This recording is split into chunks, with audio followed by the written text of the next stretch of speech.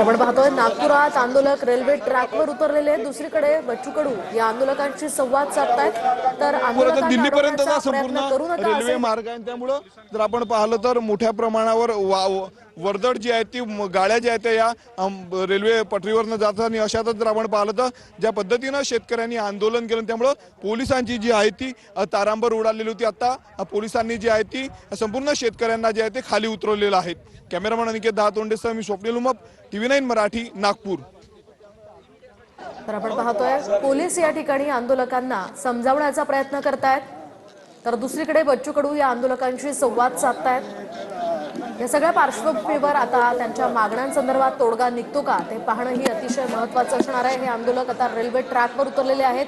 खरं तर बच्चू कडूंनी इशारा दिलेला होता, आमच्या मागण्या 12 वाजेपर्यंत मान्य केल्या नाही तर आम्ही भारत बंद करू, रेल्वे बंद करू, यासह विमानतळावर सुद्धा जाऊ असा इशारा बच्चू कडूंनी दिलेला होता। आणि त्याप्रमाणे आता हे आंदोलक रेल्वे ट्रॅकवर उतरलेले आहेत आणि या आंदोलकांना समजावण्याचा प्रयत्न पोलिसांकडून रेल्वे रोको थांबून टाका, रेल्वे रोको करू नका, सांगून द्या तिकडे।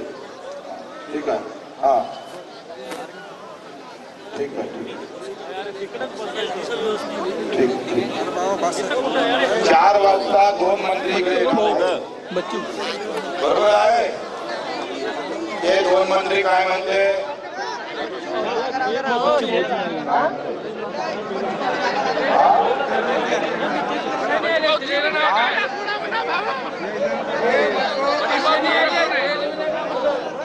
तो म्हणतो कशा नाही येणार आहे का? कशा नाही येणार आहे? पायी पायी येणार आहे का? काही प्रश्न आहे, मंत्री कशा नाही येणार आहे? काय नाही येऊ दे, आपल्याकडे चाललं आपल्या बापाचं हेलिकॉप्टर येऊ दे का, वरून येऊ का, खालून येऊ दे, काय हा काय प्रश्न आहे का? कशा नाही येऊ राहिले?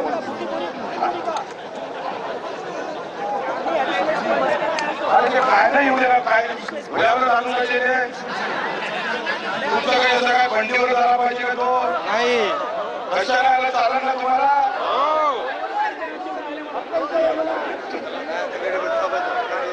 2-1 ते काय फेअर का कोणतरी आहे सहकार मंत्री आणि एक आहे आशिष जयस्वाल, सध्या ते उपलब्ध आहे इथे नागपुरात। ते दोघं जण 4 वाजता येईल, ते आल्यानंतर आपण पुन्हा बसू। मी स्वप्नील उमप, TV9 मराठी, नागपूर।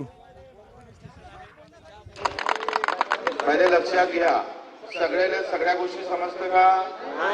हनुमानजीची ताकद प्रभू रामचंद्रामध्ये नव्हते आणि प्रभू रामचंद्राची ताकद हनुमानजी मध्ये।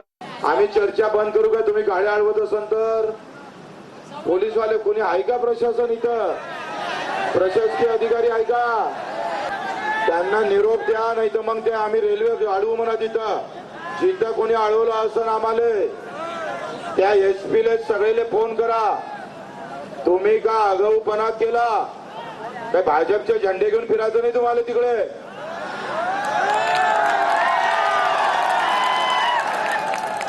नाही उठून आम्ही रेल्वेवर जाईन। आमचे माणसं काय अडवले तर तिकडे अडवल्या माणसं बुट्टीबोरीला, इकडे आमच्यासोबत चर्चा करतात, तिकडे माणसं अडवताय। ही नालायकी आम्ही खपून घेणार नाही। माझं आव्हान आहे की त्यांनी चर्चा करावी, अशा प्रकारचं डिस्ट्रप्शन करू नये, लोकांना त्रास होईल अशा प्रकारच्या गोष्टी त्या ठिकाणी करू नये।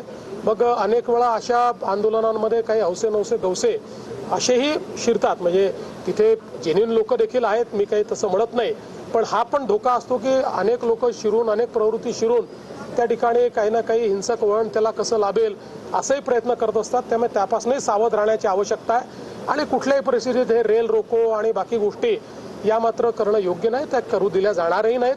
त्यामुळे आमचं स्पष्ट आव्हान आहे, शेतकऱ्यांच्या प्रश्नावर आम्ही सकारात्मक आहोत। या सरकारने 32,000 कोटी रुपयाचं पॅकेज दिलंय, पैसा शेतकऱ्यांच्या खात्यामध्ये आम्ही देतो आहोत। त्यामुळे सगळ्या प्रकारच्या चर्चेची सरकारची तयारी आहे, चर्चा करावी आणि त्यातनं मार्ग काढावा। आजही बावनकुळे साहेबांनी त्यांच्याशी संपर्क केलेला आहे। शेवटी त्यांनी इतके वेगवेगळे प्रश्न मांडलेले आहेत, ते प्रश्न असे नुसते आंदोलनाच्या माध्यमातून त्या ठिकाणी सोडवू शकू अशी परिस्थिती नाही आहे। त्याच्यावर चर्चा करून त्याचा रोडमॅप तयार करावा लागेल। त्यामुळे त्यांना चर्चेचं निमंत्रण देखील